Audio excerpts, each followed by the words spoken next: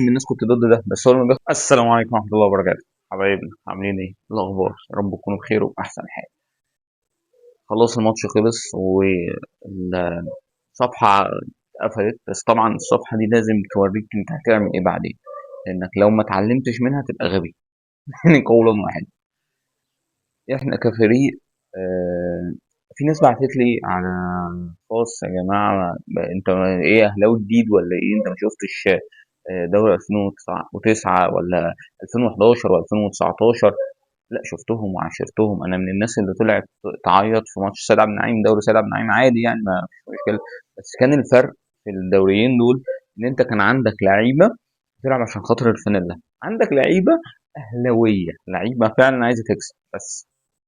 فكان كل واحد بيقوم بدوره.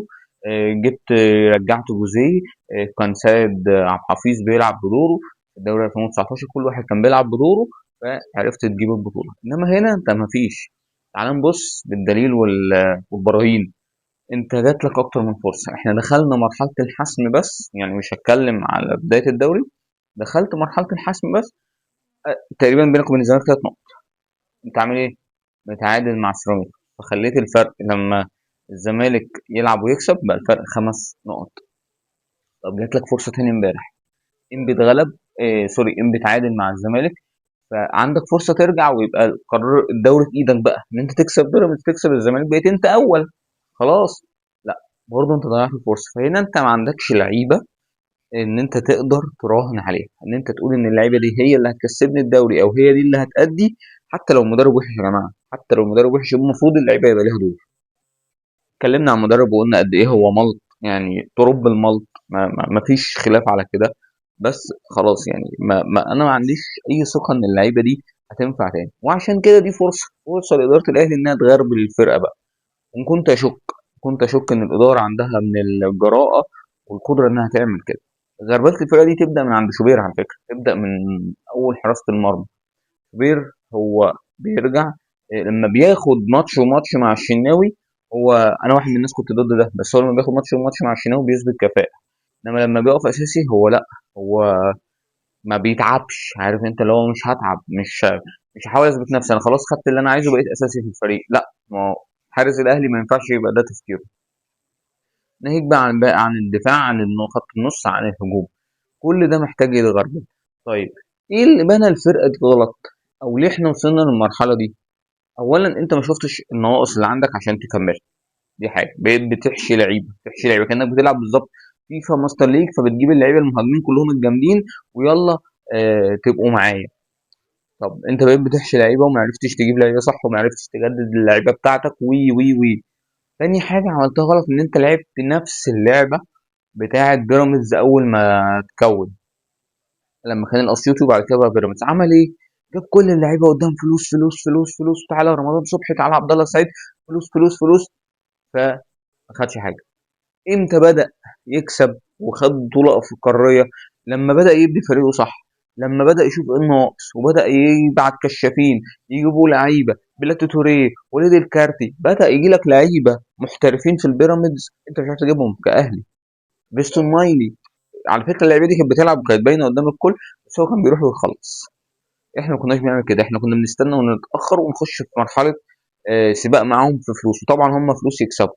خلاص انت ما تحطش نفسك في الحته دي، ما تلعبش فلوس. طب ما انا مش عارف اكون الفريق، لا تعرف تكون فريق. اقول لك دليل، اقول لك اماره، تعالى نحسبها. الشناوي لما جاله قبل كده العرض بتاع السعوديه فضلك. قفشه جاي لك من بيراميدز اصلا وفضل الاهلي عن فلوس بيراميدز. سوليه لما جاله عروض، في لعيبه كتير جدا في الاهلي جالها عروض من بيراميدز وما رضيتش تروح. ليه؟ لان هو اهلاوي عايز يلعب في الاهلي، حلم حياته ان هو يلعب في الاهلي زي ما قلنا قبل كده. في ناس نفسها بس انها تلبس الفانيلا. هات اللعيبه دي، هات اللعيبه اللي نفسها تموت نفسها عشانك. لازم يبقى ده تفكيرك ودي الرؤيه بتاعه السكاوتنج او اللعيبه او الكشافين او مدير التعاقدات اللي جاي، ان انا هجيب اللعيبه اللي عايزه تلعب في الاهلي، مش هجيب رجال اعمال. خلاص تعبنا من رجال الاعمال، ما شفناش منهم اي حاجه خالص. امام عاشور نازل قلب لي وشه، زيزو معلم في نص الملعب. مش هتكلم انتقادات فنيه تاني عشان خاطر ايه؟ واحد ما يتحرقش دمه تاني. فانت لازم تبني فريقك على الاساس ده. ده شفناه مع بيراميدز وشفناه بره مع باريس لما قرروا يبنوا فريق صح وصلوا لفين. فانت محتاج انك تبني فريق صح. بنواقص، بلعيبه عايزه تلعب في الاهلي، لعيبه جايه لك هي اللي عايزه تلعب. ولازم يبقى عندك ميزان عدل. ميزان العدل ان انت ما ينفعش لعيب زي ياسين مرعي ده يتصاب او يغيب لايا كان السبب، فيجي هادي رياض يلعب على قد مستواه، كان بيلعب وعلى قد مجهود وي وي وي، اول ما ياسين مرعي يرجع يلعب مكانه.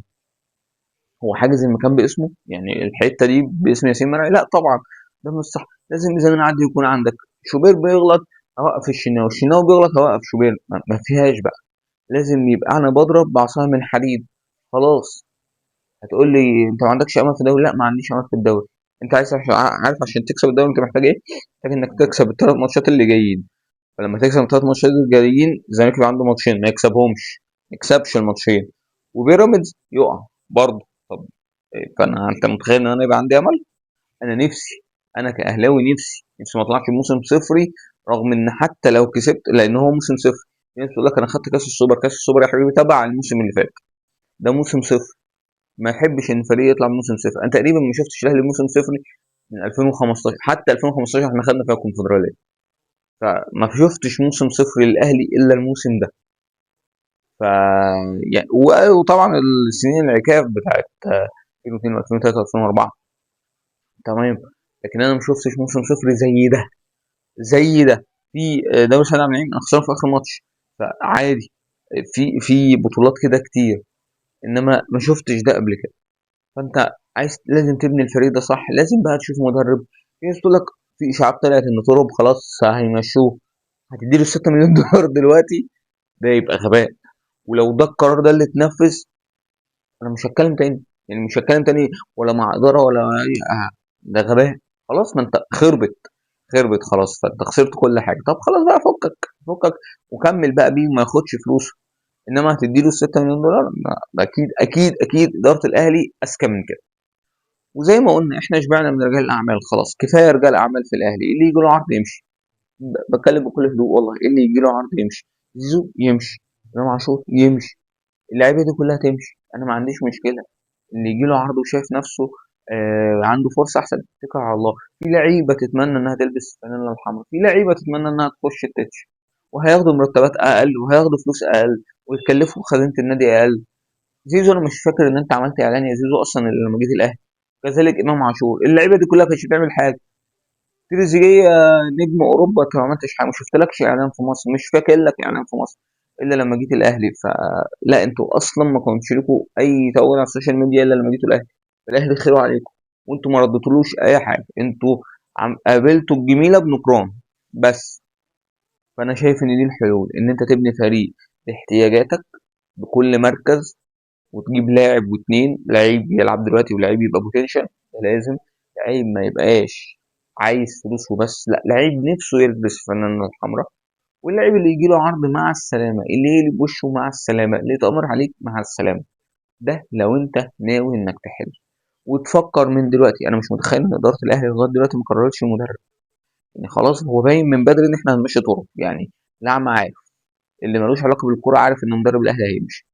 فطبيعي ان انت تكون جهزت المدرب اللي هتجيبه خلاص.